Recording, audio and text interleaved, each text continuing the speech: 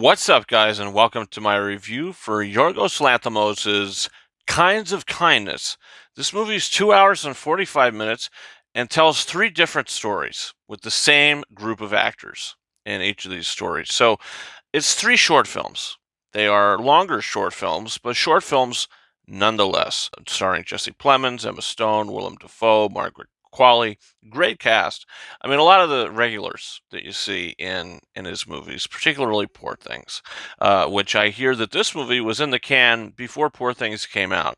Then Poor Things came out, and now they put this out in the summertime. Because when do you put this movie out? I have no idea. The film, like I said, tells three different stories. So you have, about 55 minutes dedicated, something like that, to each one. Now, it reminded me a little bit of one of the most underrated Disney animated films, which is a strange comparison, but it's true. The Adventures of Ichabod and Mr. Toad, a film that I love. I love that movie. And, it's a collection of two short films. You have the first 30 some minutes with the Mr. Toad story, and then the final 30 some minutes with the Ichabod Crane story. Two stories that really have nothing to do with each other, but they're paired to make a feature length.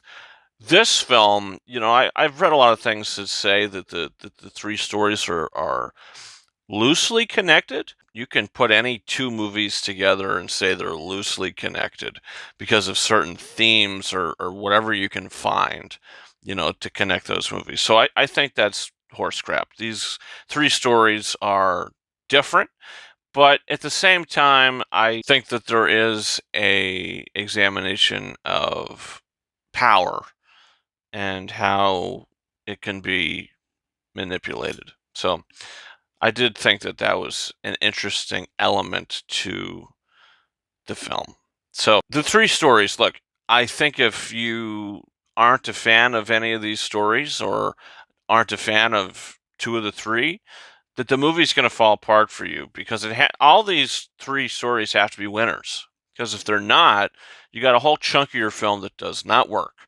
And for me, unfortunately, I only liked one of the three, which was the first story of the film. Jesse Plemons plays this guy who's working for Willem Dafoe. And Willem Dafoe, they're in this crazy relationship, and Dafoe is basically controlling his life, but he's wealthy. So he's giving him everything he wants, and at the same time, making him do exactly what he wants. And eventually, he wants him to run down somebody and kill him in the street. And he says, I'm not going to be responsible for somebody's death. So Dafoe disappears and takes everything with him. And Jesse Plemons is left with nothing. And now he's got to deal with that. And I thought that was a really interesting story, and that should have been the whole film. I feel like if that was this movie, just really fleshed out, maybe like a 2-hour film, hour 45, whatever, I feel like that would have been a great movie because I was really invested into that story. I thought it was I thought it was the most interesting of the stories. But the next two, they did not work for me. The next one had promise. It starts with promise, but it ends and it falls flat on its face. It's a story where you have Jesse Plemons' wife, played by Emma Stone, has got in a boating accident, and now she's missing.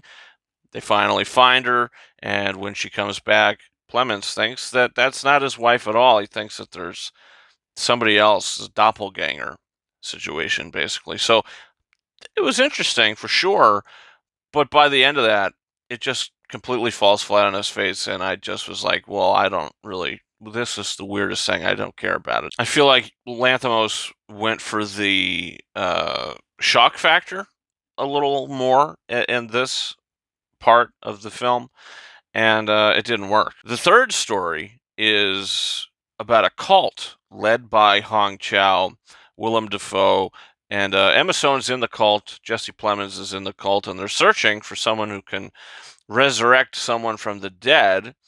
And at the same time, they can only drink water that the tears of the leaders have been, in. I mean, it's really strange, but it also has to do with Emma Stone's past life, how she's dealing with the father of her daughter. I mean, a really weird sort of integration there, and that all just doesn't work. It's really strange how it's done.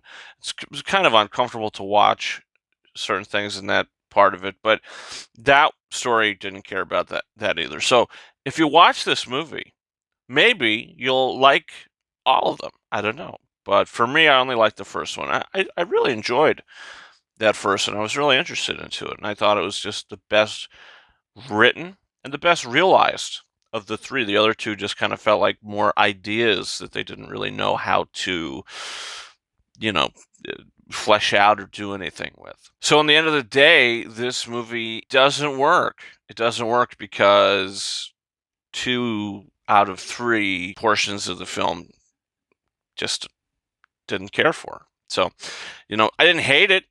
I thought it was entertaining. Look, even that I didn't like the last 2 stories, I was still like watching it and I was still entertained by it. The cinematography is beautiful. The production design is really nice. Lanthimos is a good director, but as a writer, I think he got a little carried away here. He's a co-writer on this. This is a 2.5 out of 5-star film for me, and I would rewatch the first portion of this movie again for sure. But then I would just leave it, turn it off. There's no need to continue. So that's where I'm at with Kinds of Kindness, guys. Don't forget to hit that subscribe button. We have a big review coming this Thursday.